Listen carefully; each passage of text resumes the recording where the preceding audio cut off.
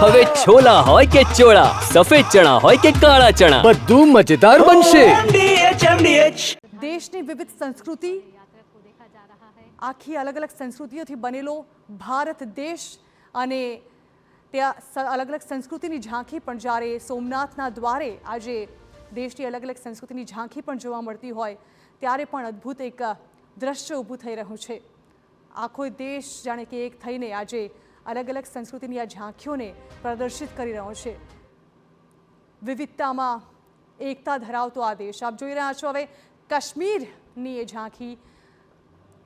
બીજી તરફ ફરી એકવાર આપને તસવીરો બતાવી લઈએ કે જ્યાંથી પ્રધાનમંત્રી લોકોનું અભિવાદન ઝીલતા ઝીલતા પ્રધાનમંત્રીના આગમનને લઈને ખાસ લોકો દૂર દૂરથી અહીં આવ્યા છે.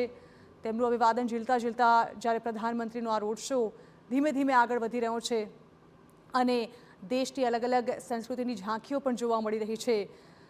એકસાથે હજારો ડમરુઓના નાદ સંભળાવી રહ્યા છે અને 1000 જેટલા બ્રાહ્મણ કુમારો જે છે તે પણ આ રોડ શોમાં જોડાયા છે.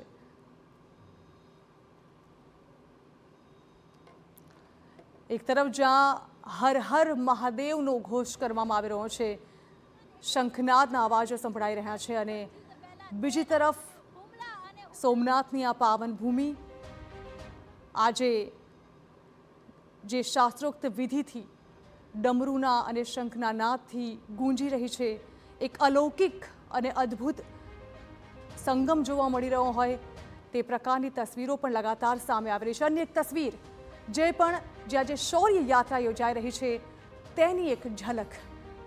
108 જેટલા અશ્વસવારો જે છે તે આજે આ શૌર્ય યાત્રામાં જોડાયા છે.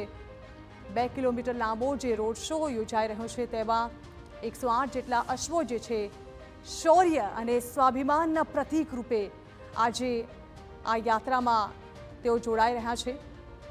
સ્વાભાવિક છે કે સોમનાથ પર કરવામાં આવેલા હુમલાને 1000 વર્ષ પૂર્ણ થયા છે અને સાથે સાથે તેના પુનરુદ્ધાર જેમાં કેટલાય લોકો નિમિત્ત બન્યા, જેમાં સરદાર વલ્લભભાઈ પટેલનું પણ ખૂબ જ મોટું યોગદાન રહ્યું છે અને તેને જ વધાવવા માટે જાણે કે આજે આ પાવન ધરતી પર MDH કિચન કિંગ મસાલા રસોડામાં હોય તો આપણે કંઈ પણ બનાવી શકીએ છીએ. રીંગણાનો ઓળો, બટેટા ફુલાવર, ભીંડી મસાલા અને બીજું ઘણું બધું.